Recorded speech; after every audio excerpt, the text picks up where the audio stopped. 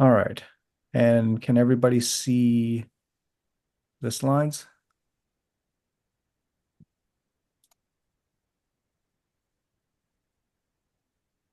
All right.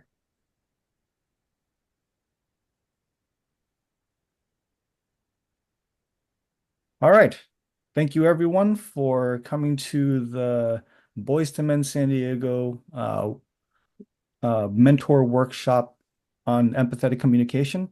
My name is Tom, and I'll go over the objectives for the evening. So the first thing we're going to be talking about is what empathetic communication is, and then we're going to cover I and me statements, as well as the harmful methods of communicating and the healthy methods of communicating.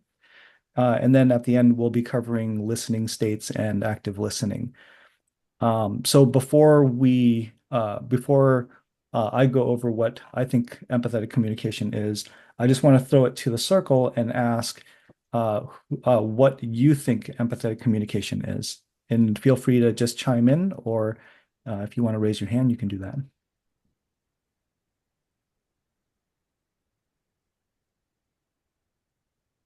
Uh, Francisco here. Empathetic listening to me is I'm not only listening with my ears, but with my heart, so I Yeah. can feel, try to put myself in their shoes, so I can better relate and help, support, listen. Mhm. That's it. Yeah. Thank you for that, Francisco. Well, Absolutely.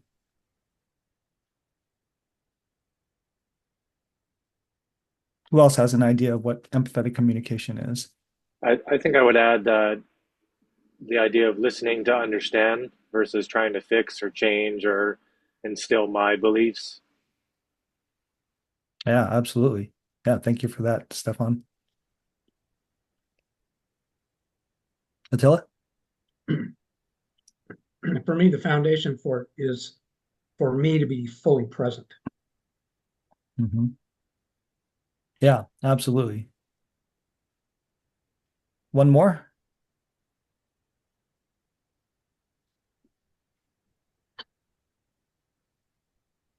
Anybody else have an idea? All right, so you're all absolutely right. And so it covers a lot of the things that you guys were all mentioning. And so what empathetic communication is to me is that it's a way of interacting that allows us to share our feelings and understand each other. So it's not just about hearing the words, like Francisco was saying, it's about tuning in to how someone else feels and what their emotional state is. So it involves validating their feelings and responding in a supportive and compassionate way. So the goal tonight is to learn a few tools to connect with the boys in a way where they feel heard, understood, and valued. So the first tool that we're going to take a look at is I statements. And the goal is to share from your own experience and perspective. So rather than focusing on what the boys should or shouldn't be doing, this allows us to communicate how we understand their situation. So you may hear from time to time that the boys will use you statements or they statements, and that's okay. So the purpose of this is to model for them what it looks like to take ownership of how we show up in the world. So we're modeling for them, and we're not expecting them to use I and me statements. So using you and they statements is a way of distancing yourself from the actions that you're talking about. And so using I and me statements allows you to own those actions and those judgments. It allows the listener to be engaged and not feel judged or projected on. So the listener may not relate to what you're saying. So if you use a you or they statement, they may not feel connected to that because it almost feels like you're talking about them, but you're actually talking about yourself. So using you and they statements can create that distance. So not all I statements are created equal, though. So we want to be careful not to use them to imply blame or criticism. So even though the statement has an I in it, if you're not taking ownership, it can come off as a disguised you statement or a blaming statement. So poor usage of I statements can sound accusatory, and it can also cause a trigger in defensiveness. And so here are a couple of statements that we can take a look at. So the first one is, I feel sad when I hear how you've been hurt. I've been hurt in a similar way. And so this is just talking about me, and it's talking about how I connect with that person's experience. And then I feel frustrated when things change last minute.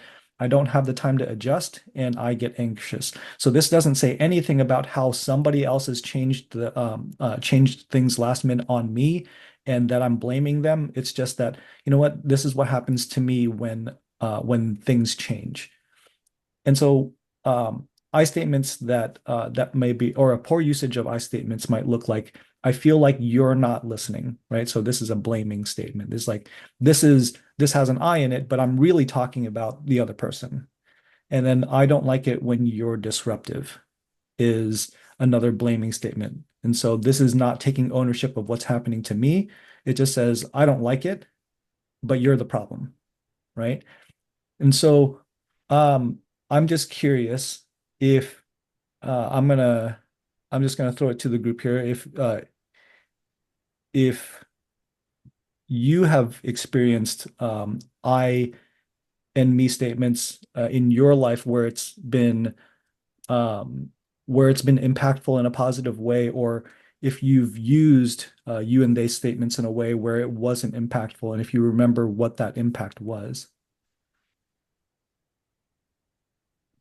I can go first. Yeah, go ahead, Yosfat. Um, yeah, I have in two particular relationships that I've been in, romantic relationships. In one relationship, I remember it was a lot of you this and you that, right? And it a lot of the time we were trying to resolve things, we didn't get much for as long as we were pointing the finger at the other person. And then a recent relationship is where we were using similar tools like this. So it's like owning my stuff. I get to own what I'm feeling. I get to own what's in my space. And it's always really feels good when, at least for me, it always feels good when the person I'm with or the person I'm communicating with owns their stuff. It shows awareness, and I love that. Yeah, thank you for that, Yosfat. Yeah, and so I feel like that's so impactful because if if we're always pointing the finger and we're saying you're wrong, then that doesn't say anything about how I've shown up in that situation. And the boys are going to feel that, right? So when we're mentoring these boys and they feel like the finger is being pointed at them, which it's happening all the time, then that can trigger that defensiveness. And now they are pointing the finger back, right? So thank you for that example.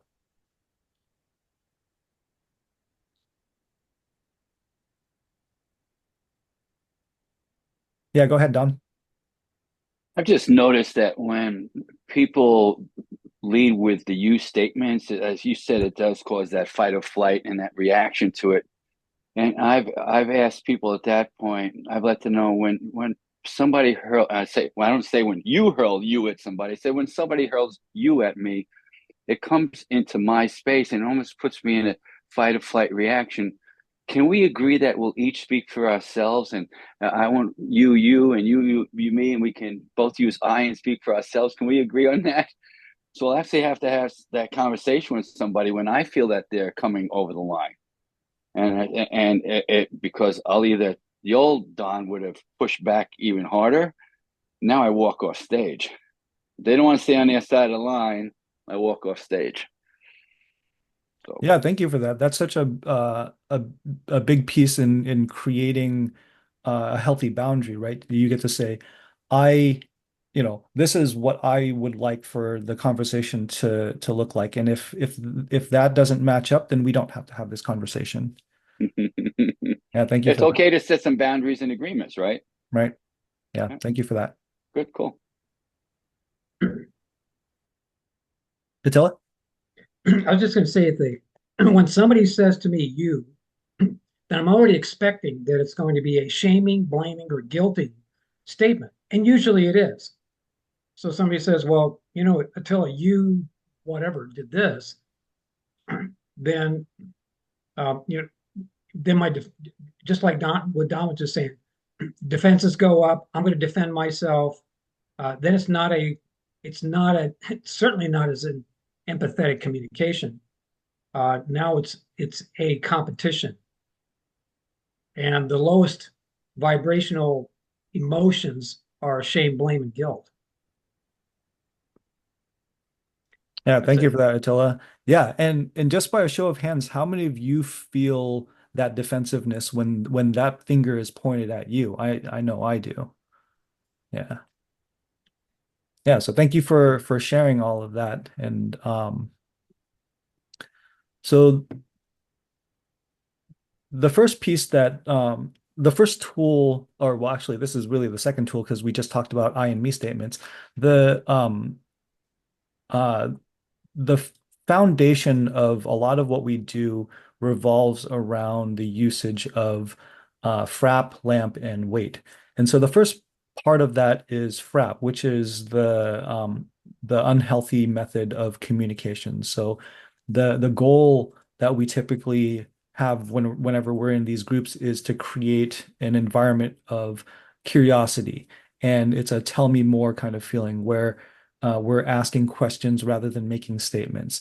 And so the first piece is fix. And when we hear about a problem, there's a tendency to want to fix it. And just by a show of hands, how many of you feel like you want to fix a problem if you hear a problem Mhm. about a problem? Yeah, that I feel like as men, we grow up in an environment where our value is placed on how we can uh, affect a change in the situation that we're in, right? To fix things. And so that's a typical response to when there's an issue being expressed, even if there isn't an issue that needs to be solved. So what we need to remember is that these boys aren't broken, right? They're not there to be fixed, and so they don't need to be fixed.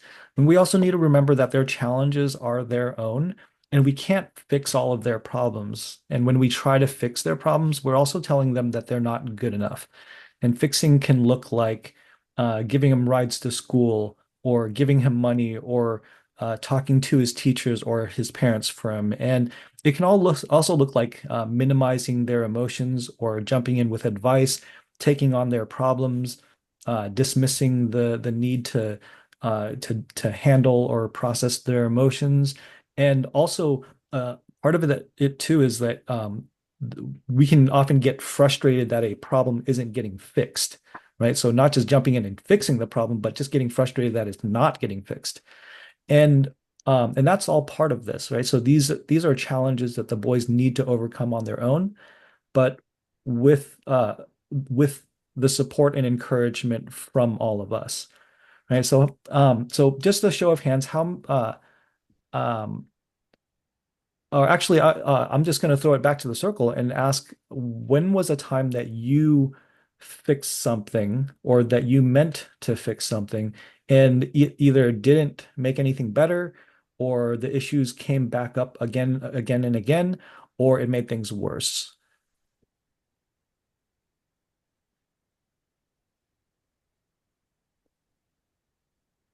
Francisco here. And yeah, so been working in Voice to Men for 7 years. Throughout that time, I have so not fixing, but yeah, it is fixing. I did my part in supporting a young man, taking him to get services that he needed, starting that process, then, to a job, you know, not doing the work for him, but just guiding him towards those places where he can, sustain himself. And thing is, the only thing he got was the services from like, food stamps, and the job. He didn't show up for the interview once, twice, three times, and it gets really frustrating. So, I've learned to just, if a boy asks, I'm gonna help, but I'm not gonna put myself out there like I have before because nothing happened. Nothing. The young man still to this day still unemployed. Yeah, thank you for that, Francisco. Yeah. And that's an opportunity for him to find out and to figure it out for himself, right? Because he's got to come to that realization on his own. Attila? Two divorces is a testament to my failure at fixing. Yeah, fixing. I tried it, didn't quite work. Amen. Oh my God. Thank you for that, Attila. Don? I've coached a lot of people, and there's a little joke that I use. How many psychiatrists does it take to change a light bulb? The answer is only one, but they've got to want to change, right? So if we work with these young men, it's no different than working with adult men. If it's not something they want more than you want it, you can't want it for them more than they want it for themselves. And anytime I fall into that same trap that we just heard, like Francesco was just talking about, and it's like, I obviously wanted it for him more than he wanted it for himself. Otherwise, it wouldn't have ended up in the inaction and the frustration, right? So that's just the thought about it. They've got to, we can't fix something that doesn't want to be fixed. Can you rephrase that in an I or me statement? I've noticed that when I try to fix somebody else, it's really about trying to control them. It's really a control game. And I've never been able to do that effectively. But there's a part of me that's tried because I care about people. I don't try to fix people I don't care about. None of us do that, right? Who wants to fix somebody you don't care about? So it's only fixing people you care about. And that's the kind of catch-22 of it. And if I try to use that control to fix somebody out of my caring, it backfires every time. Thank you for that. I really appreciate that, Don. Thank Yeah. you for sharing. Mark, go ahead. Oh, sorry. Mark Krask, you got to unmute.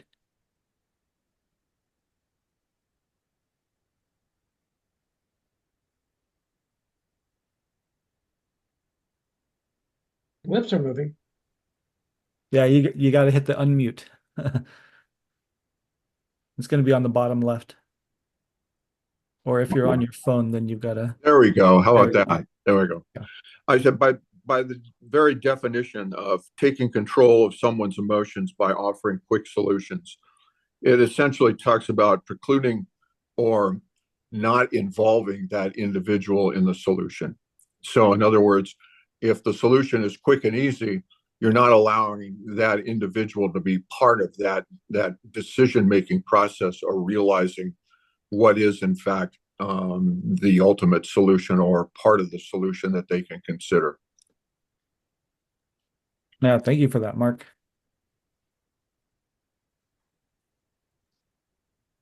All right. So what we're going to do now is we are going to practice fixing. And the reason that we're doing this is that when it's easy to hear what it sounds like when it's coming from somebody else, but it's not always easy for me to detect it in myself. And so this is an opportunity for you to hear what it sounds like coming out of your own mouth. And in this setting, I'm telling you that it's an unhealthy tool, so it can so I can understand the reluctance and how it feels a little bit silly, but this is I feel like that's how it should feel all the time. Whenever I'm trying to fix somebody, I feel like I should feel a little bit silly when I try to do that. So I'm just going to throw out a scenario. And so let's say I've had a bad day at school and I'm really pissed off at my teacher. And so I didn't turn in my homework. So uh, how do you fix me? All right, Tom. First of all, you need to go and talk to your teacher. All right. Apologize for not doing what you're supposed to do. All right, verbally.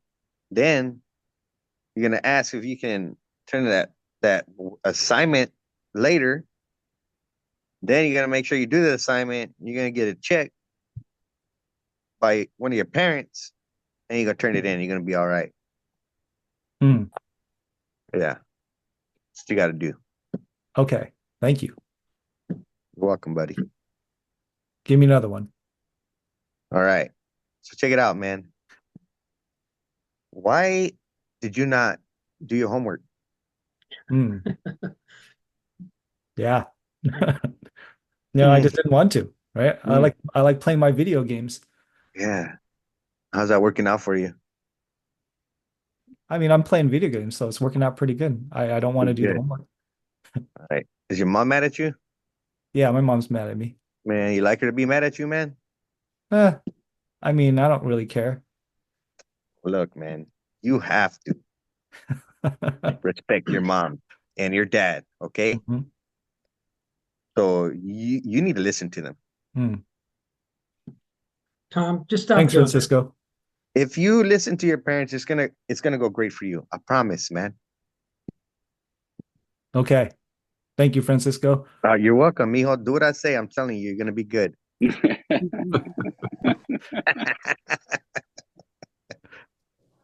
What'd you say, Attila? Just stop doing that, Tom, or you're going to be a loser. Oh, okay. Yeah. I never thought about it that way. Yeah, don't do that. Somebody else. Go ahead, Dave.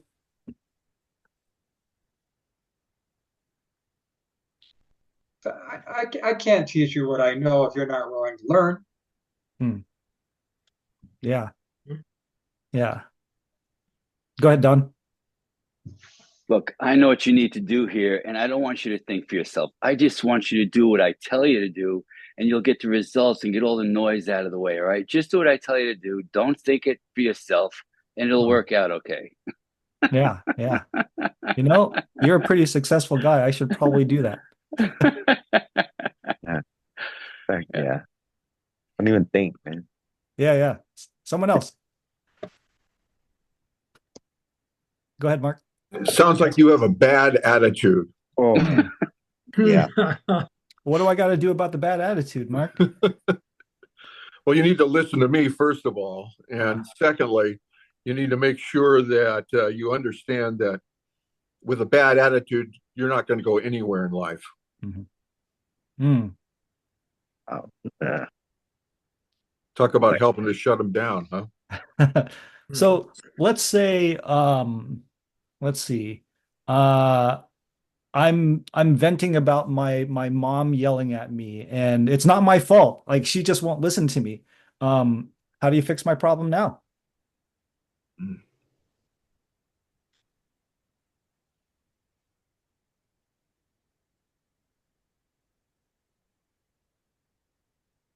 I'm really pissed off at my mom.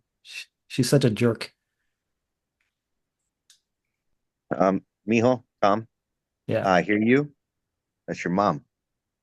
All right. Don't you be disrespecting your mom, man. Things are gonna go bad for you if you disrespect your mom. Okay. Why are you mad at your mom? She's just yelling at me for no reason. Man, but she's mom. Come on, man. Okay. Do what you're supposed to. I'll That's change it. my ways. All right. It's easy. Go ahead, Stefan. Tom, your mom's yelling at you because she loves you and cares about you and is passionate, and wants you to improve, and you're not listening. So you're gonna listen to her. Maybe she won't yell as much. Yeah. That's a good point. And as we're doing this, I want you to notice how parts of what we're all saying sound totally reasonable. They sound absolutely reasonable in very, very many situations. And as you're hearing everybody say these things, what percent chance do you see any of this working out?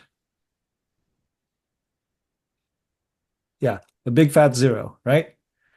And so why is it that we do this? Because it's what I was taught. Yeah. So we're all taught that fixing the problem is how we solve the issue, right? And unfortunately, this isn't a physical problem that we can fix. This is an emotional challenge. And emotional challenges aren't met by logic and reason, right? Emotional challenges are met by emotions. And so this was I really enjoyed the fixing thing. So we're gonna move to rescue. And so the next piece is the R and a rescue.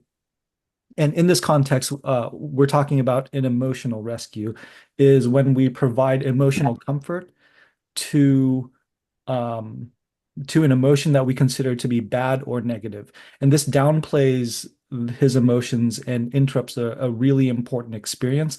And so emotions are neither good nor bad. And when we come, oh, somebody is coming through. Can you guys mute? All right. So emotions are neither good nor bad. And so when we come to the rescue, we're inadvertently teaching the boy that being sad or mad or afraid or ashamed is bad, and that the only emotion that's good is being happy or being grateful. And so emotions are tools to navigate life, and avoid minimizing or denying anyone's feelings and avoid redirecting the boys from experiencing their feelings. Rescuing might look like telling someone that they should look on the brighter side, or telling them that they have a positive quality that has like pretty much nothing to do with how he's feeling in that moment. And when we rescue someone in this way, we're robbing them of the opportunity to recognize where and what their gold is. There's gold in how they feel, and a tool can emerge from that gold. But if we rescue them, what we're doing is we're encouraging them to bury that emotion. So a boy might be sad because a family member died. If we tell him that crying isn't going to help, the famous line, there's no crying in baseball, right? Or you just need to stop being upset. That doesn't help. And his sadness is valid, and it makes sense to be sad, right? If we rescue him, it says more about our discomfort than it says about his discomfort. So think of a time when you might have said something like, "You're overreacting. Just think positively," or "You just need to take some time off." It's not that big of a deal. Consider how you felt in that moment in saying that, and how you thought that you were being so incredibly helpful. Now, imagine having somebody say that to you and how unhelpful it might be if someone told you to just stop being sad if, someone in your family died or if a pet died. So now we get to practice. We get to practice rescuing. Yeah, go ahead, Mark. How can you possibly feel that way? Yeah, right. I should be grateful for the things in my life, right? Amen. Yeah. It's Francisco here. One in groups, one thing that has come up a lot, and I've gotten better at. I used to do this rescue, and a young man, he broke up with me. I don't know what to do. I can't sleep. I can't think. Hey, mijo, man, you know what? Did you really think you were gonna marry her? You really think that was gonna be the one, bro? It's gonna pass, bro. You're gonna find another one. It's all right. Yeah, that was going to be one of my examples. I just Yeah, broke up with a girlfriend, and so how are you going to rescue me? yeah, So yeah, let's keep going with that one. That one's a good one. I just uh my girlfriend just broke up with me, and I'm really sad. How can you rescue me? Plenty of efficiency. Mm-hmm. Yeah, that's true. I'm happy now. That's her loss. You deserve better anyways. Mm-hmm. Yeah, that's Yeah, get true. over it. Yeah, I should get over her. I'm happy now. How else? How else can you rescue me? Let's say, um, She wasn't that pretty anyways, man. Come on. Right. Yeah. You're way Yeah. better looking than her, bro. What about, let's say if I got a bad grade on a test.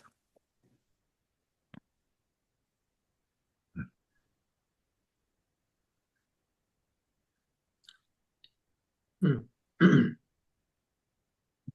need to study more, huh? Mm-hmm. Yeah. Just letting yourself down. Yeah. Yeah. Go ahead, Don. You know you're better than that. Yeah. Right. Yeah. That's a good one. How do I rescue with grades? Don't worry, you get it better next time. Yeah. Yeah. I'll get it next time. Yeah. Let's say a family member died or a dog died. My dog died, and I'm really sad. Uh, oh, buddy, that sucks, man. But you know what? You get another one. Yeah. Yeah. That's such a. Yeah. Could be worse, man. You could have lost an actual Mm. adult, not your dog. Yeah. Could have been worse. What if I'm afraid? Wait. Oh, yeah, go ahead. Before you do, I gotta share one that my buddy actually told his son. I'm like, you didn't freaking really just say that, right? He goes, "Hey, he's just a pet." Oh, man. Oh man, just a pet, you know. Yep. Brilliant. Like you said that shit. Oh my god. Yep, that's a good one. All right. And let's say uh, I'm uh, I'm afraid uh, that there are some kids that are gonna beat me up after school. Hmm.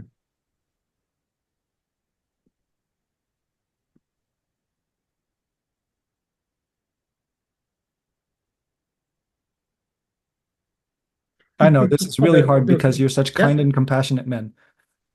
Well, no, the rescue on that would be then just tell me where I'll send Francisco over there to take care of it. Yeah. Or man up, right? Yeah, man up. That's a very Just take common it like a man.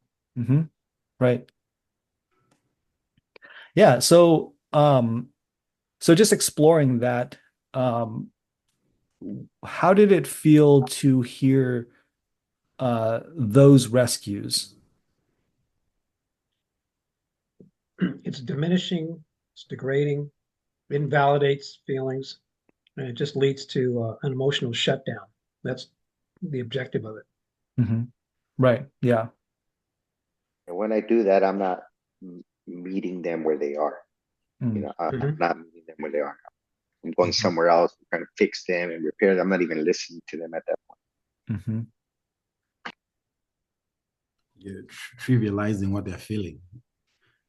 No validating that.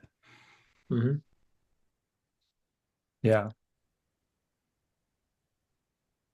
Yeah, we're doing such a great job at frapping. This next one is going to be really easy, especially for the dads. So let's take a look at advice. So advising is giving advice, coaching, or lecturing, and it typically comes from judgment, and it also comes from a loving space, right? So we care, and so we want to give them the tools to navigate that space in a way that we think is going to work for them, and so we're really just trying to tell them that they can do better, right? And the problem with that is it comes from this space of I know better than you, so let me tell you what to do. And what worked for you may not work for them. And you might think that you know his circumstances, and you might even be right, but that doesn't mean that your advice is wanted or even needed. And the most profound solutions are the ones that we come up with ourselves, and the ones that they come up with themselves. And by giving advice, we're robbing them of another opportunity, which is to solve their own problems, to come up with their own tools to navigate their own space. And advice is pretty obvious, but coaching and lecturing is a little bit more subtle. Coaching can look like telling him he can do better and that he's doing it wrong.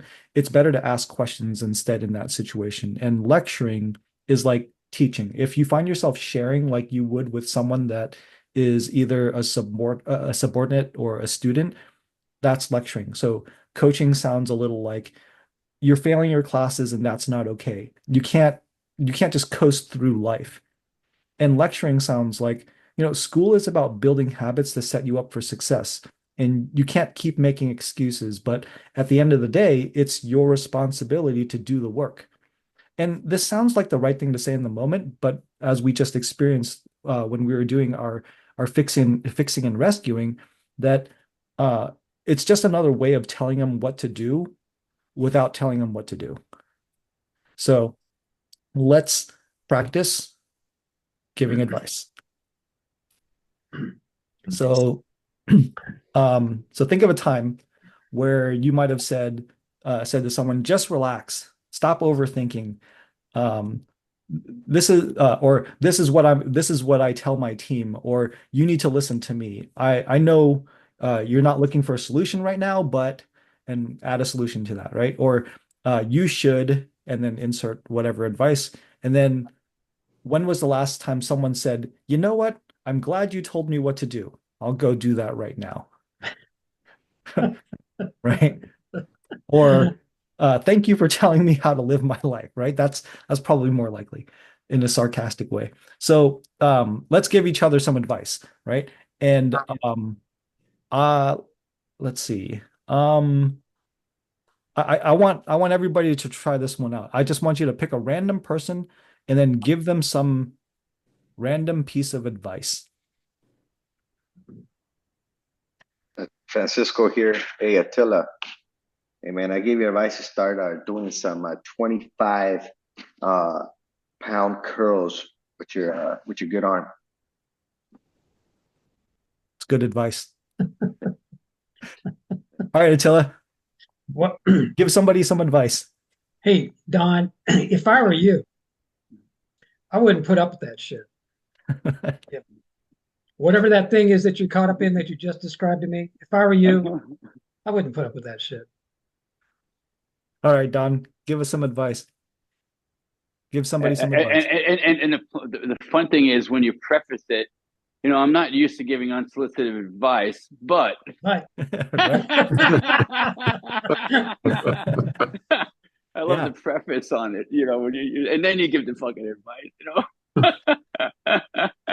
All right, give somebody advice, Don. All right, I gotta go to that screen. All right, Mark. Which Mark? There's a Mark Krask and there's a Mark Hayden. Mark Krask. Okay, Mark Yes, Krask. sir. I advise you to do a better job of listening to your loved ones. Mm-hmm. Yeah. Okay. Good advice. All right, Mark, go ahead and give somebody advice. Unfortunately, I don't see everybody else on my screen. Who wants to be my victim? Slide it. You might be able to slide it to the next view if you're on the phone. Okay. So Dave raised his hand. Why don't you give Dave some advice? Well, Dave, whether you want to hear it or not.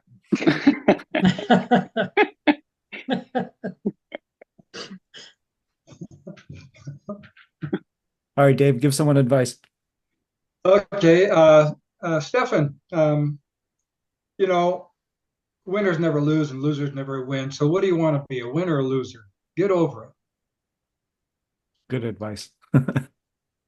All right, Stefan, go ahead and give somebody advice. All right. Is it Andres? Andres. I know we just met, but I really think you should check out my barber. You could do a really good job with that hair. Oh man, good advice. Mm-hmm. All right, Andres, go ahead and give somebody advice. Throw it back. Sorry, I meant April. Mm-hmm. Can I give you some advice?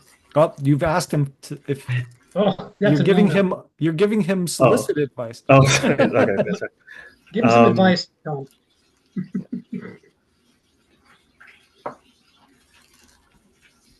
Go ahead and give him some unsolicited Oh, yeah, advice. sorry. Have you tried getting a pet to get over your past relationships? Yeah. All right, April, go ahead. All right. Yo, Francisco, which dog do you want to feed? The black one or the white one? If you don't listen to me, life's got a way of teaching you the lesson itself. There you go.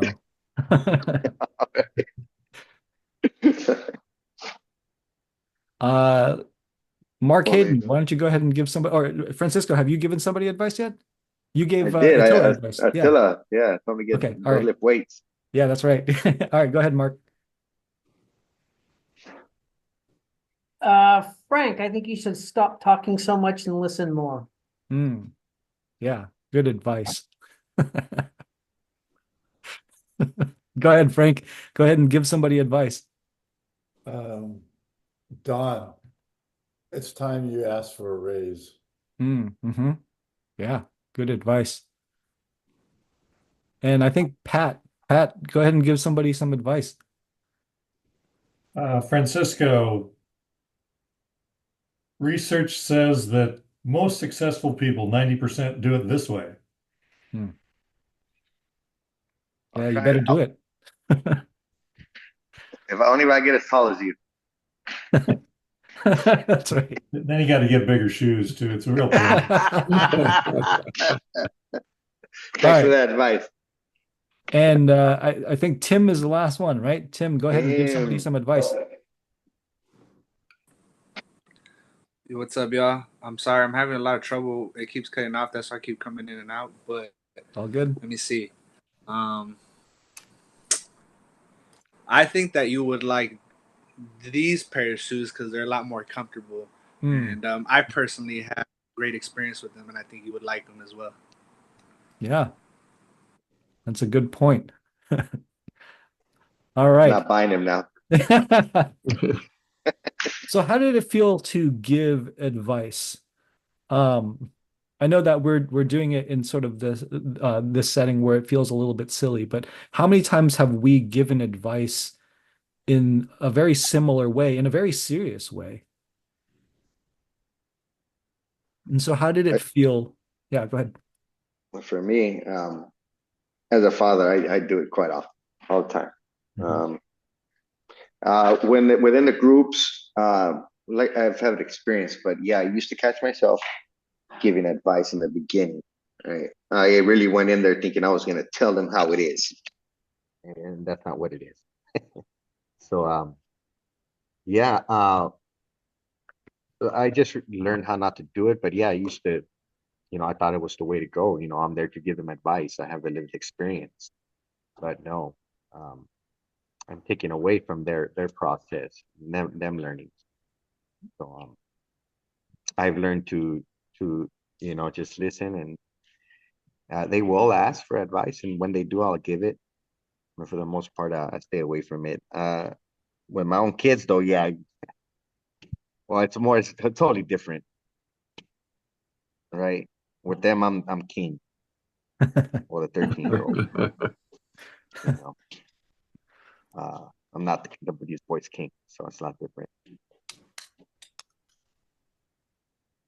That's all I got to say on that, really. Yeah, thank you, Francisco. Who else? How did it feel to give advice?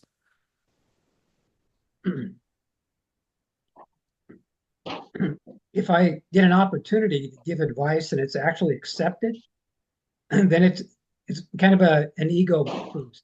It's like it validates me. Oh, I must know what I'm talking about. Aren't I cool? So, but my actual experience has been usually when I give advice now, I'm just waiting for the retort, the response, the pushback, the who do you think you are kind of shit. But that's when I give advice, I'm expecting it's going to land and somebody's going to go, wow, I never thought of that. Thank you. Yeah. It's a big fucking ego. Yep.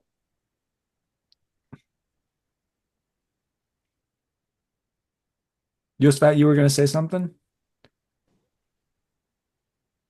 Yeah, I was going to say something similar, that there's an ego boost like at times when someone takes it, you feel a little bit superior. Like, okay, good. I know what I'm talking about. I know my shit. That kind of, sorry, I know my stuff. That kind of thing.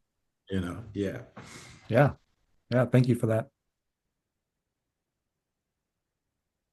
Anyone else? Okay. All right. I So just want to say go I ahead. secretly want my hair to look like Andres. That's why. That's where that was coming from. Well, that's perfect because we're about to get into the last piece, which is projection. So that's a perfect segue. So projection is when you think that you know what's going on with someone else because that's what's going on for you, right? And so perfect example. And by making the assumption that you know how someone else feels, you're making that assumption based on how you feel or how someone else has felt and projecting it onto that person that you're talking to. So your experience is not the same as his. And even if you happen to be right, you're not always going to be. It's better to ask the question to clarify rather than make the assumption. And something that I have always had in the back of my mind is if you spot it, you got it. That allows me to ask probing questions to see if I'm right without assuming that I am. And projecting may look like finishing someone's sentences or anytime you think, I know how you feel. It'll sound like when you lie, it's like you're telling the world that the truth isn't good enough and that you're not good enough. Maybe you're scared of what'll happen if people see the real you. And there are so many assumptions in those two sentences, and it's likely to be completely wrong. And so instead of making the assumptions, we can ask the questions instead. And so we're just gonna take a moment to project onto each other. And this one's go for it. Anyone can start. You know, projection and advice are kind of hand in hand. To me, they're kind of bed partners. But if I make a judgment about somebody and I'll say, um, you know, you're just let's see, you're just afraid to approach this person and deal with this issue. Mhm. That's a Yeah, projection. right. Absolutely. Very much a projection. Give me another one. Yeah, go ahead, Mark. You may not want to hear this, but this is the way I feel, and I really believe that you should take it a little bit more seriously how I feel. Mhm. Yeah, you're not taking it seriously. Yeah. Yeah, go ahead, Don. Can flat out say, I'm advising you that if you stay on this path, I know exactly where you're going to end up. Right. Yeah. Right. And so let's visit the truth behind each of these projections. I think that would be really helpful, right? So um you're not taking it seriously. And so what is the truth behind that statement? And anybody can answer this. There's a huge presumption in it. Right. So what's the presumption? That they don't care. Yeah. So right. So we're assuming that they don't care. What's the truth about yourself behind that? Because it goes a little bit deeper, right?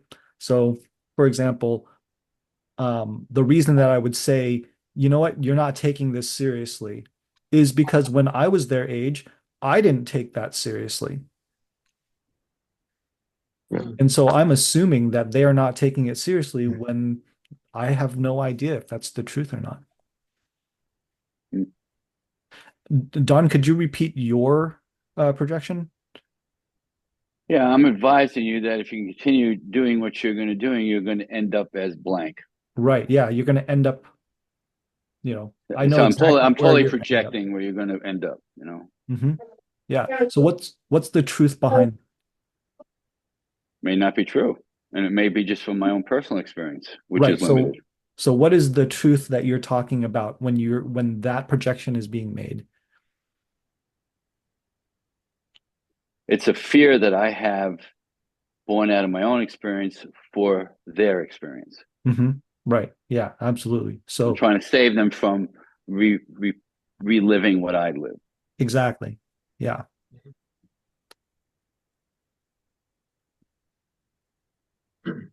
Yeah.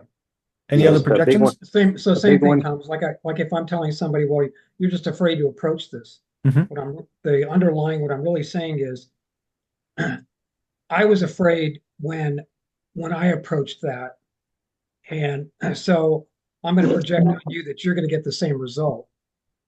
But I'm just speaking from my experience. And that's the truth, because when I was in that, I was afraid and it didn't turn out well for me. So it can't possibly turn out well for you. Yeah.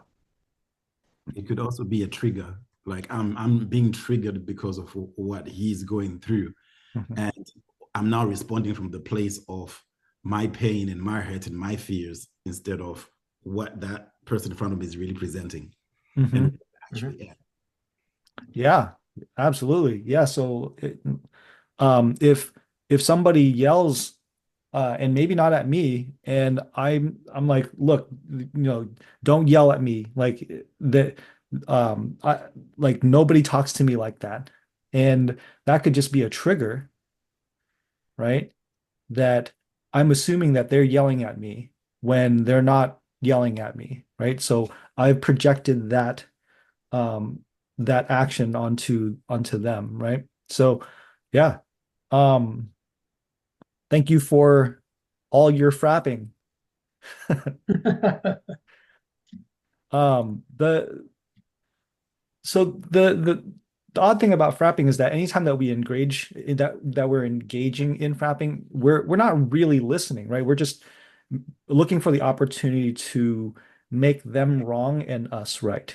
If you're thinking about how to fix a problem, then you're no longer listening to what that person is saying. If you're rescuing them, you're objecting to what he's feeling and you're expressing your discomfort of his emotions. If you're telling him what to do or how to change his behavior, you're no longer helping him discover his own way. And if you think that you know what the other person is thinking, feeling, or what they're gonna what how they're gonna finish their sentence, then you're no longer curious about what they actually have to say. So these tools are in service of removing your ego from the picture. And I think that we talked a little bit about ego earlier on. And what we're trying to do is we're trying to redirect the attention onto the boys. So now that we have an idea of what unhealthy communication looks like, let's take a look at healthier communication styles. And this is LAMP. So the first piece is listening. So that's paying attention to provide opportunities for someone to grow and learn for themselves. So we'll be going over, we'll be covering listening levels in a little bit, but by listening, what we're doing is we're providing a mirror for the boys to learn more about themselves. We're here to hold space and we're here to create opportunities for them to find their own way. So active listening might look like asking relevant questions or reflecting back to them what they've said. By listening, we're creating opportunities for them to say things that they wouldn't usually say because they might not feel safe or comfortable to do so in other settings. If we're frapping on them, they'll have a harder time opening up because that creates an environment of a lack of safety. And when we listen and we're validating, then the boys will have a greater opportunity to feel like they're heard and valued. Anyone have any questions about listening or any comments about listening? Tom, you said it just at the preface of this whole thing. And I just translate that to when you're talking about ego being wrapped up around FRAP, then LAMP is about making it about them, not about us. And this is just really at the core of what you're presenting here with empathetic communication. When I'm making it about them, then I'm present, I'm listening, I'm doing all the LAMP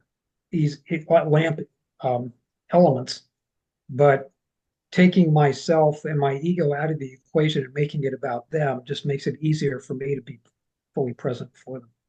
Mm-hmm. Yeah, thank you for that. Any other comments or questions? Yeah, go ahead, Don. One of the things that's really helped me is the thought of trying to not add any new information for as long as I can possibly do that. So I call it playing the game.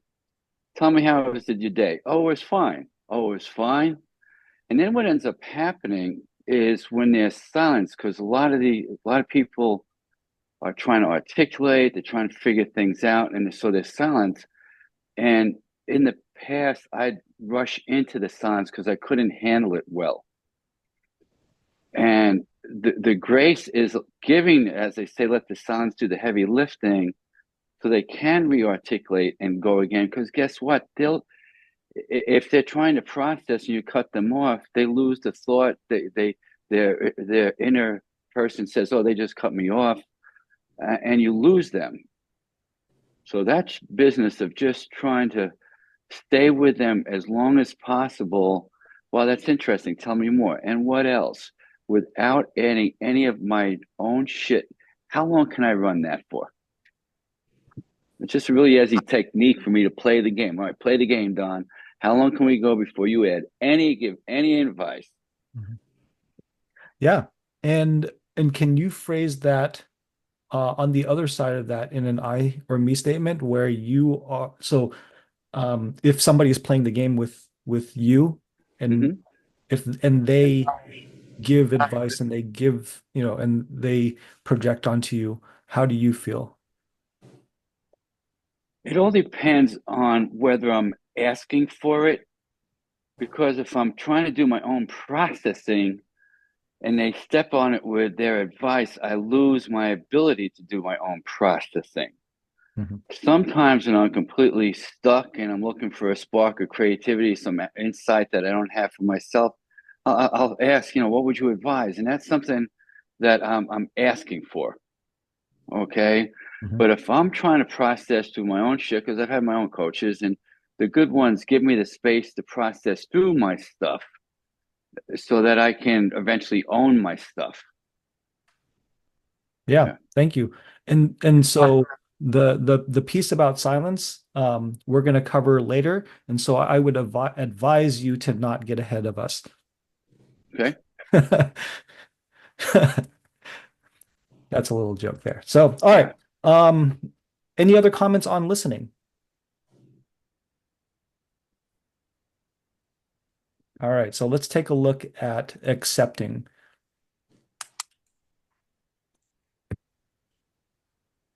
All right, so accepting is openly receiving without judgment. And so we may not relate to a boy's life or even agree with his actions, but we're here to accept them as who they are right now. They're doing the best that they can with the tools that they have. And I believe that everyone's always trying to do the best that they can do.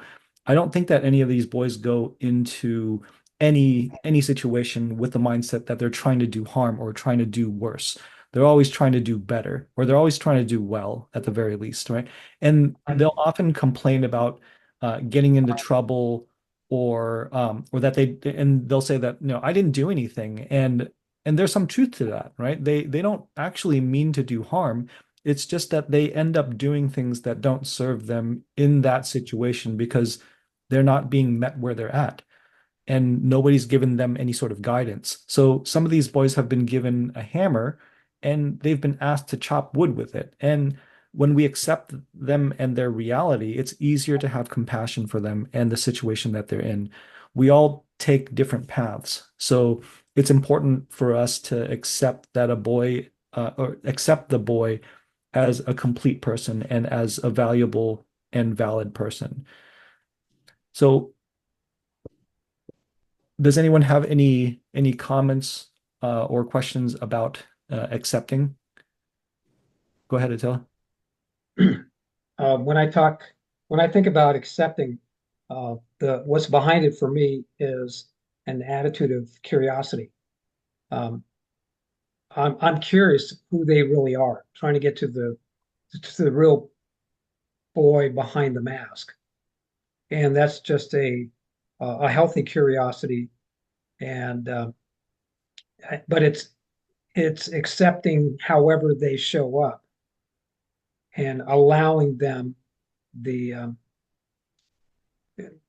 allowing them that space to feel accepted. Because my projection, for me, that was something I struggled with.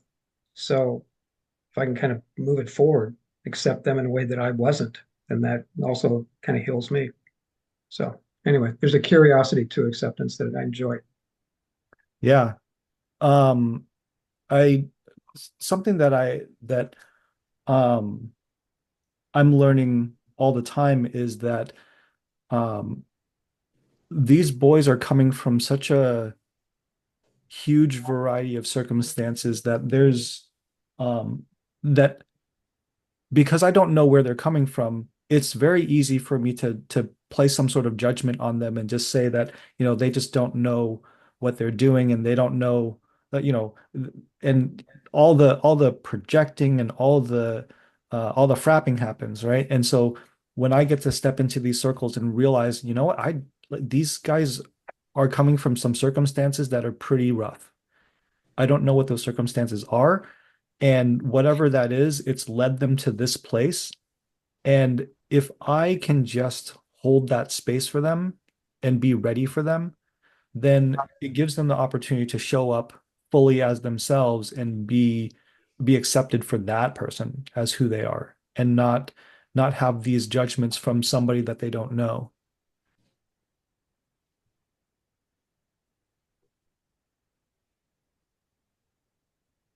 For when I think of acceptance, when it comes to acceptance, for me, it's about being gentle and not judge, being gentle and not judgmental, right? Because that's what I do. Mhm. Really, I see something, I feel some kind of way, I make you know, I see what I see, and what I see is not always, accurate. I have judgments and perceptions. So when I'm around these boys, they live in a whole different world than I was brought up in. And so I gotta be very careful. And I'm what's the word? Uh Intentional about being gentle and not judgmental. Instead of, resisting, uh being accepting, right? It's not even about agreeing. It's just being accepting and willing to listen to them and where they're at, right? And just being gentle and non-judgmental, right? That's what it takes for me every day in these circles. Before I go in, checking myself, that I'm not going in there with whatever's going on out here, because I'm going to be in there with these guys. And when I have stuff going on, my judgments will come up or be stronger in emotion. So I have to really be very careful to if I feel resistance, why am I feeling that? Catching it and ensuring that I am being accepted, right? If the boy's sagging, he's sagging. If I'm getting upset about that, why am I getting upset about that? Oh, I know why I'm getting upset. I remember the guys back in the day used to be sagging and they're all locked up and in jail. I could keep going down that, you know, if I'm being if I'm not being accepting, right? That's what I got. Thank you for that, Francisco. Yeah. That piece about being gentle is a really big reminder for me.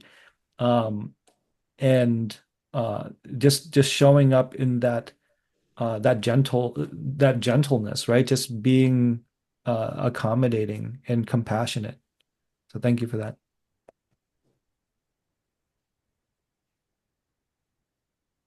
Don, go ahead. So I find I'm a lawyer, as you know, and the law, especially that I deal with around the workplace, is about tolerating each other. It's a do no harm standard. Okay. So I don't have to accept you that you're different. I just have to not cause you any harm because of it. Okay. And so you can't legislate acceptance. It doesn't work. So the challenge is it can almost feel controlling that I'm being told I have to accept how somebody is. No, I don't.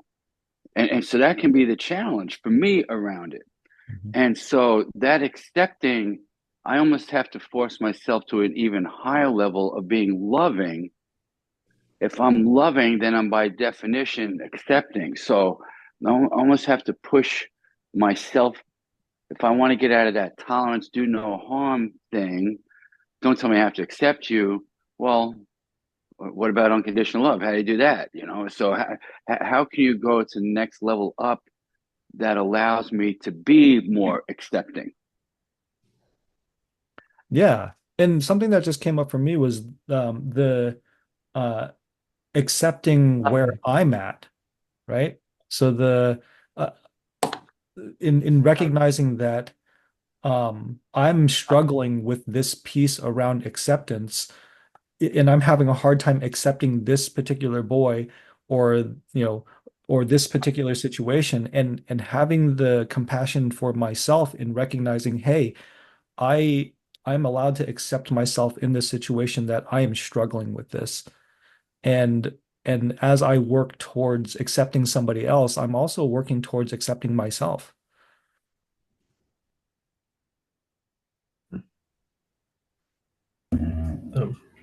Yeah, go ahead, Andres. Kind of on that same note, I feel like accepting for me is like the opening the door to change. And I guess I can only speak from my own experience that like for as long as like I wanted to like change certain things about myself, I never made much progress without first accepting like, okay, this is where I'm at right now, and this is okay. Like I just have to be okay with that. And then if there's things I want to work on, I have to do that. But if I don't, accept myself and extension, don't accept the boy for who, they are right now, there's no way that, any positive change is going to come from anything. Yeah, thank you for that. Yeah. That's very much in line with what I think that I was saying about accepting yourself, right? Or accepting myself. Go ahead, Joseph.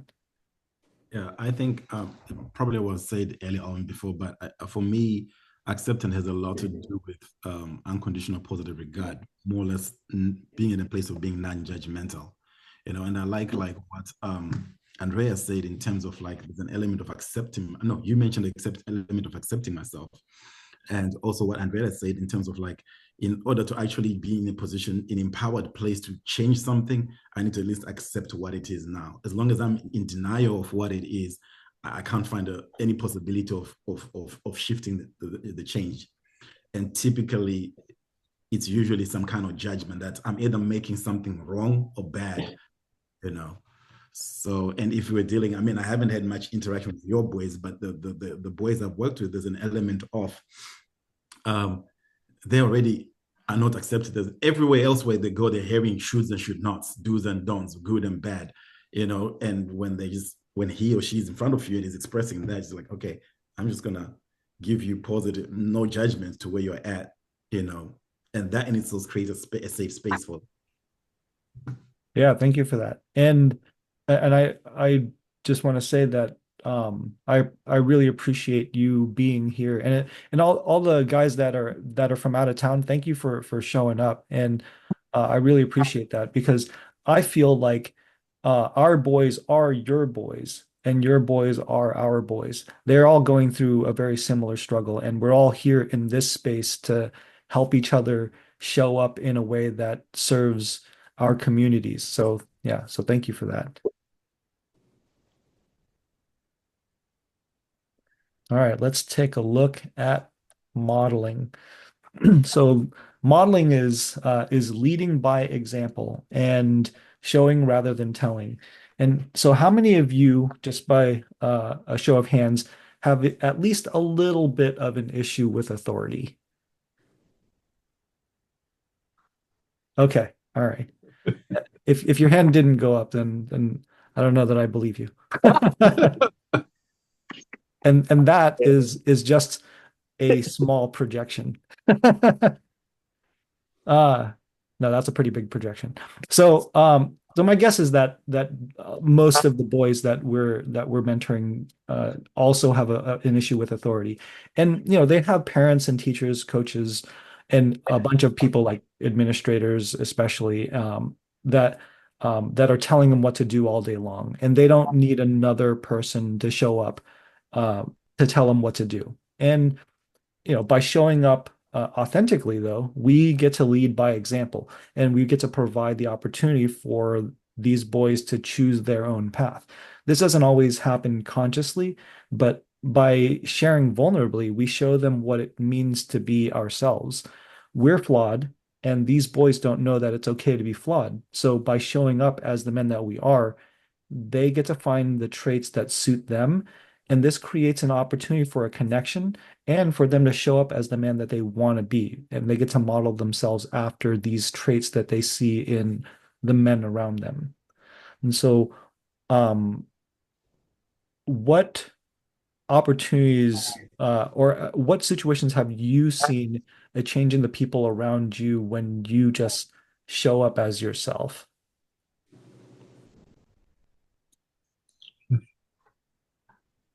I had a situation about 2 weeks ago, 3 weeks ago. So my partner, she's got a kid who plays basketball and is in various leagues. So since I've been dating her, I've been going to a lot of these basketball games and tournaments. So because of the relationship I'm building with her kid, 2 weeks ago, I saw him sit in a corner. Most of the parents, the other men, they usually just yell at the kid, just yell at him. And that's the way they affirm the kids, right? So I saw him just sitting, and I could tell he was nervous before a major tournament. Then I just went up to him and I just was checking in with him, how he's doing. Then he kind of shared how he's doing. Then he says, "Hey, can you help me stretch?" So I was holding him, stretching his legs, and we did a few things while I was physically working with him. Then I walked back and sat where I was sitting, right? And I've been with these parents a while, and just by doing that, like 5 minutes later, one of the parents was one of the dads was never done before. I saw him also walking down to where his kid was and checking up on him, kind of thing. I was like, "Oh, okay, I did that. Cool."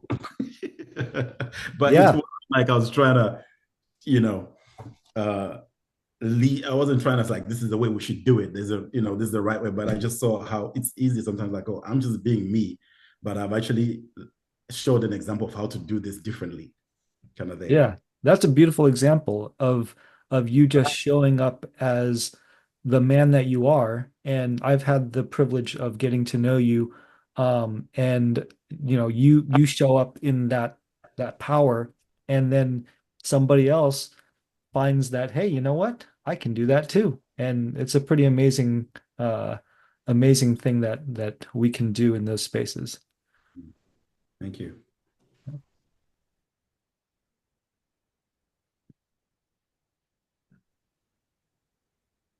Anyone else have any comments or examples of modeling? I'll speak to modeling. As a mentor, working with boys, that's the mission.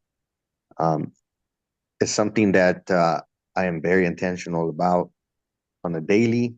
One big thing that I practice with the boys is language, right? Language. So I do my best to model language because I do have a hard time, coming back from out of the military, a lot of vulgar language, and so I've gotten better. And the intent is to show the boys that we can communicate without vulgar language, and also when I communicate with the staff in the school, always professional so that the boys can see, this is how we communicate with staff, with teachers, and so forth. And so it's very important. Even in the community, when I'm out in the community, I gotta make sure I'm watching myself because, my boys are out there. So the idea is to be that model, right? And I'm never gonna be perfect, of course, but continuing to work on myself for the greater good of the boys in the community, right? Just yeah, that's what I got on that. Yeah, thank you for that, Francisco. I definitely see you showing up in those spaces and modeling what it means to be professional. So, yeah, thank you for that.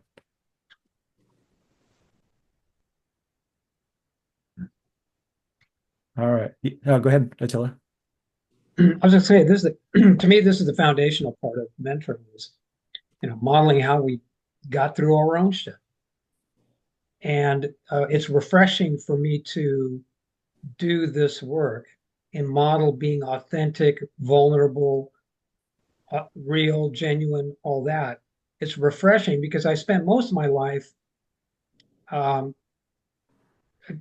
trying to create an image that I thought would be acceptable in the corporate situation, business, whatever. So modeling authenticity and vulnerability is refreshing, and I think and describing or telling the stories of the 50 ways I fucked up and got up and kept going. I think is very much at the root of what at least what I do as a mentor. Yeah, thank you for that. Yeah. Modeling is a very foundational piece because it can trickle into everything that we do in the way that we uh, we intentionally show up and also how we unintentionally show up. And all of that is our true self. And we get to show up for these boys in a way that is real, and they get to see themselves through us, and we get to see ourselves through them. So we get to be mirrors for each other. Mm-hmm. All right, let's take a look at the last piece, which is praise. And this is showing admiration or acknowledgement. And this is honoring and acknowledging a boy for the qualities that he might be hesitant to recognize or he doesn't recognize at all, and it gives him insight into the qualities that we're looking for in a man. So in the way that we praise them, we're essentially giving them, this positive reinforcement for the qualities that they show up where these qualities serve this particular circumstance, right? And so, and we want to be careful that when we're praising that, we want to make sure that we're not confusing it with rescuing because it's in agreement with what the boys see in themselves. So in rescuing, we're trying to deny the bad feelings. And in praise, we're actually reinforcing the truth about this boy. So when we give uh, feedback and praise, we recognize him for the person that he is, and then we are valuing him as a person. So through praise, we reinforce the behaviors that we appreciate in him. So how have you used praise to um, and or what have you seen actually? I think this is more valuable is what have you seen in the boys when you give them praise? Yeah, go ahead, Attila. I know I keep jumping every time, but I can't help it. My favorite example of praising a young man was when the question went out to the group. You've heard this one before, Tom. When it went out to Colin, this 16-year-old, and the question was, what would you say to your 10-year-old self? To which he said, nothing. I said, why is that? I said, because that 10-year-old had to go through everything that he went through to become the 16-year-old that he is today. And I looked at him like, how old are you? He said, 16. I said, will you come sit in my men's group and talk like that? I felt really good about that because it was, and he did, of course, too. But when I get exposed to that kind of brilliance, that kind of wisdom at that age, man, I just got to heap the praise on him, and the kid's just done great sense. But yeah, it's those kinds of little comments that I think are so important. I know they were for me. Anytime anybody praised me for anything. Yeah, and I think that part of that praise is for ourselves too, right? I think that in seeing this quality that is so praiseworthy in somebody else um it's that spotted you got it piece again where you wouldn't recognize that if you didn't have that in you. Hmm. If I may jump in, Yeah, do it. I love to praise the boys whenever I see them being of peer support to one another and us just having to step back and them just relate to one another and say, you know what, I've also been through that. And I love to recognize them for doing that and for patting each other in the back. I think that's really indicative that they're getting the work, the support and the praises. Yeah. Yeah, thank you, Franco. I appreciate that. And what that brought up for me just now was um it I'm always saying that there aren't any good or bad emotions. Emotions are just tools. And what I've been practicing is that even when a boy is showing up in a way is that isn't serving or that is disruptive, I'm now looking for the opportunity to see where that boy is coming from and what that and seeing how he's using his space authentically and praising him for that. So like for example, earlier I had a guy um get upset because he felt like he was being yelled at and he walked out. And so I went to him after the group and I said, "Hey, I really appreciate how you took care of yourself." Um, and he left in a huff and he kind of made a scene, but that's not really I don't think that he meant to do that. He meant to remove himself from a situation that he felt unsafe. And I wanted to recognize him for that. And I wanted to tell him, look, like you're a leader in this space and these guys look at you. And so when you get up and you walk out of this space and you're doing it to honor yourself and take care of yourself, these guys see it. And so I just wanted to recognize you for taking care of yourself.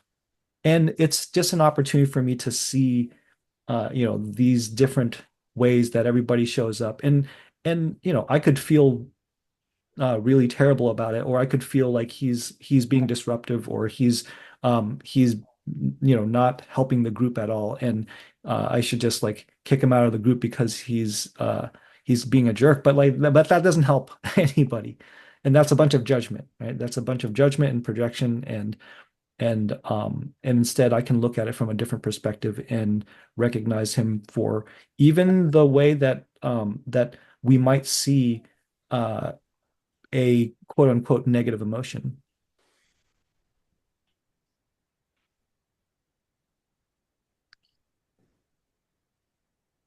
All right, let's take a look at weight.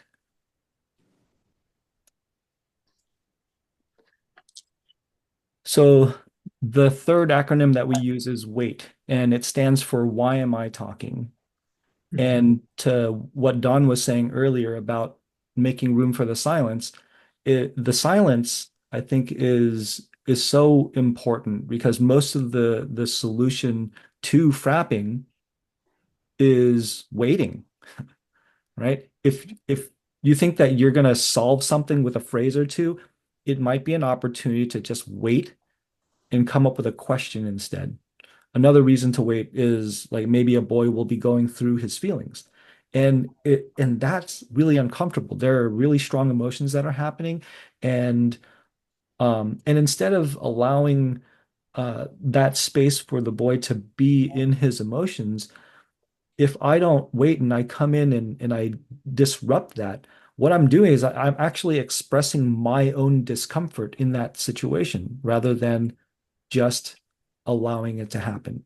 So someone will want to inevitably, someone will want to step in and break that silence, but just wait and hold that space. And the beautiful thing about that is that when um, when there's an opportunity for someone to ask a question or to step in, the boy will let you know. It'll come in a glance, it'll come in a shift in a relaxation in the body language, it'll come in some form. And as long as you're listening and waiting, that sign will come.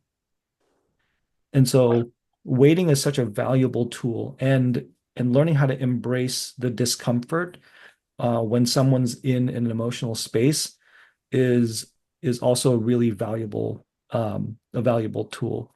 And um, and so I just want to uh, throw it to the group and see what your experience is in whether you have a difficult time with waiting, or if you've tried waiting and how that worked for you.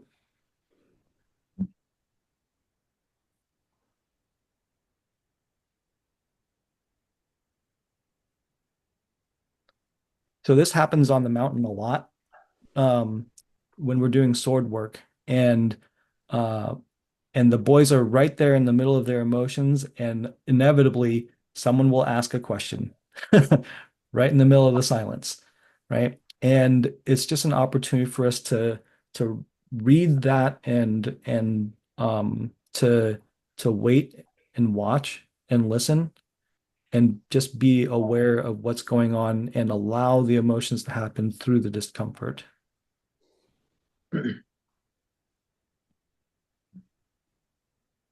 Tom, it goes back again to making it about them. Mm-hmm. The acronym itself just explains the whole thing. If I'm talking, like even right now, why am I talking? I like to be heard. I like to express. I also feel good if I'm contributing in a positive way. But if I slow down long enough and stay in the present moment to ask myself that question, why am I talking? Is it about me or is it about them? Then I can direct myself a little bit better so I can be more effective at what I'm doing. Mm-hmm. Yeah. Yeah, go ahead, Don. One of the techniques when I get into that spot, because the New York ADD lawyer in me fucking had to really learn how to do that lifting, right? When I get to that spot, I just have to focus on my breath because I'm not listening right there. I don't have to process anything. So I don't have to process anything. So I'm just dealing with my own shit, not their shit. There's nothing to process there. So if I'm breathing and focusing on the breath, that really calms my processing down. Yeah, thank you for that. Yeah, we're about to step into listening here in a moment. So um does anyone else have any comments?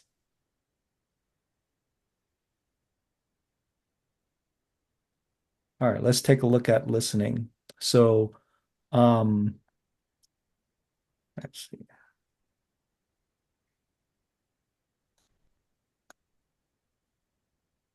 All right, so Cool. all right, learning to listen and hold and learning to hold space um, isn't about right or wrong, right? And so these listening stages or states, it's not about uh, which one's right and which one's wrong. It's just about understanding where you are and where you want to be in relation to that. So, I might be going through some really tough stuff, and at the time, I just don't have the energy to be in one of these other states of listening that I would prefer to be. But that's just where I'm at, and learning to accept that is part of the process in learning how to listen. So the first piece is elsewhere. So the elsewhere is I'm distracted. I'm not really listening. I'm waiting for my turn to speak. I'm paying attention to either my phone or I'm talking to somebody else. And so my listening is elsewhere. It's not here, not entirely. And the next stage is a self-centered type of listening where I'm listening to I'm listening but through my own filters, through my own feelings and judgments and my own charges about, who this person is or how I feel about them. And so you're listening for what you agree with and what you disagree with. And so that's a self-centered kind of listening. And then the next one is curious. So I'm listening from a place of wonder. I'm wanting to learn more. I'm not attached to what the answer is, and I'm empathetic, but I'm not detached. I'm just not tied to what I think the answer should be. And I'm just listening without any sort of judgments.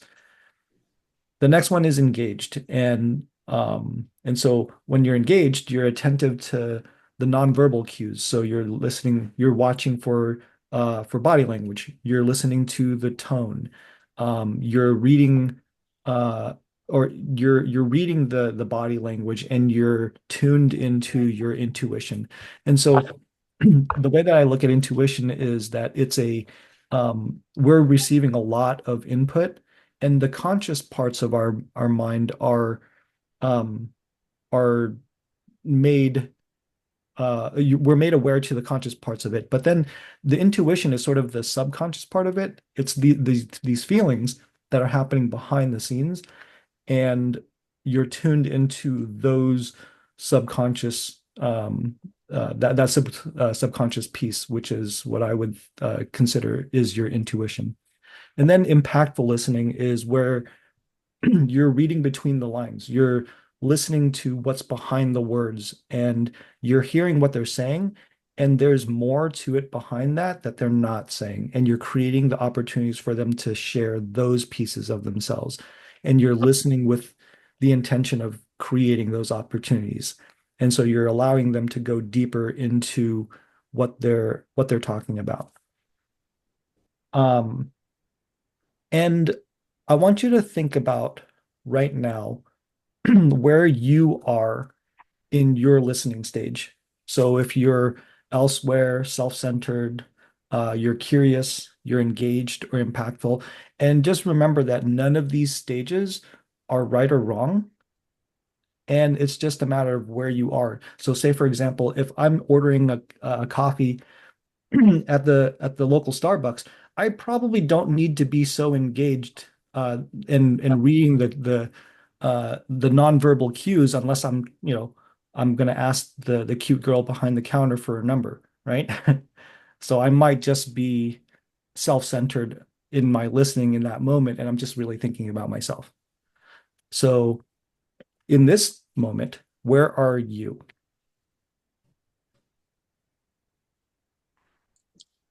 Yeah, go Right ahead, now, Mark. Francis. Yeah, Go ahead, well, Steve. no, I was just going to say in the context of boys to men, I'm at a curious stage. I absolutely want to learn more, and that's one of the reasons I'm here tonight. Yeah, So, thank you. Francisco's engaged at the moment. Thank you. Tatella? I'm engaged in trying to be impactful. Hmm. Trying. Go ahead, Dave. Yeah, I'm like I said, I've sampled one group at the school and so on, and saw a lot of this going on. Wasn't really um, in tune to the program working with the kids. So for me, I'm just trying to build the foundation so I'm in the right place for the boys, and not because I typically worked with kind of the next stage of kids where they're now coming out and looking for more curious about input and direction. And this is definitely not the case here. They're like just suspicious and goofy and a whole bunch of stuff disruptive. And so it's just a matter of listening to this type of information and trying to get that in perspective to be useful.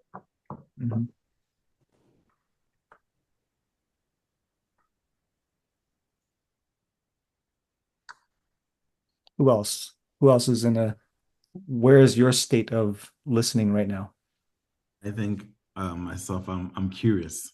I'm really in a curious space, just wanting to know, wanting to understand, open to what's coming in. Yeah, thank you for that. I'm with him there too. I just have to watch that I don't language that I'm being curious when in fact I'm trying to fix a puzzle. Yeah, thank you for that honesty. Puzzles are games like, right? They can be game like. We play games, puzzles. So, and curious, fucking who done it, right? So I just have to watch the balancing my curiosity with fixing. Yeah, thank you for that. Yeah. I appreciate that honesty. Yeah. Kind of going off a similar theme. I feel like I'm kind of uh, between curious and self-centered because I'm here because I want to learn more and um, be there, a better listener for the boys. But at the same time, I'm also coming from a place of lack where I feel like I'm not bringing that to groups, and so like everything that I'm taking in from this meeting, it's like, oh, like I didn't know that, like kind of like I didn't, fiercely like jotting down notes, but not really like engaged or taking in maybe as much as I should be presently. Yeah, I appreciate that honesty. Absolutely.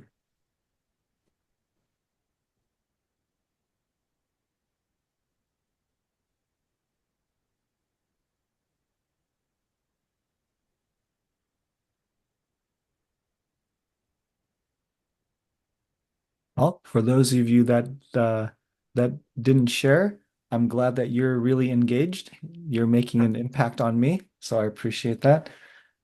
And I would like to share. yeah, go ahead. So a big part of active listening for me is always reminding myself that I don't need to be thinking as I'm listening on what to say to support or like what question to ask as a follow-up. Um, that's a constant challenge, but something I'm very aware of. So I think that piece of active listening really prompts me to continue to challenge myself to in that moment. Just instead of the thought, just take a breath and just focus 100% on what the words, the emotions that are coming from those boys, and that, and be mindful of that. I'm able to wait and not just have to feel the necessity to have an input or ask a question or make a comment, but just hold space, listen, and when the time comes, just reflect, um, on what they're sharing. So that's that's something that I'm constantly being making myself aware of. Yeah, I really appreciate that. I am in a similar boat where I feel like I'm constantly thinking about what is the right question to ask next. Mhm. And that gets in the way of me listening. And I'm constantly aware of that. Um, and so I'm trying to make myself right. And that's not very curious of me. And so yeah, I appreciate that. And um, we've gone a little long, and so I appreciate everybody sticking around. I don't want to go too much longer, so we're gonna skip the the listening exercise. But what I do want to um, share with everyone, or yeah, a piece that I like to share with everyone is a listening stretch for everybody here. And the what I want you to do is I want you to take this question and I want you to ask someone close to you, what have you been trying to tell me that I have been unwilling to hear? And the first person that pops up in your mind is probably the person that you need to ask the most, especially the one that you have the most resistance to. And so I'm going to try to put this um, in the chat here. So what have you been trying to tell me that I have been unwilling to hear? It's just a simple question. Um, but that's about the extent of it. It's not easy. This is not easy. And I recognize that it's not easy. And you get to exercise your listening. You get to exercise your frap and lamp all at the same time, right? Are you willing to accept that? Are you or would you rather fix this? Right? So these are all sorts of um, practices rolled into a single question. And this is up to you. You don't have to do this, but I highly encourage you to do this because it's a really powerful exercise. Um, I asked this, I asked my sisters this, and and um, it was enlightening. And so, does anyone have any questions or comments? This has I just been want to say really, thank you, really Tom, for interesting. this training. It was outstanding. Thank you. Thank you, everyone. Thank you, Tom. Appreciate you. Till next month.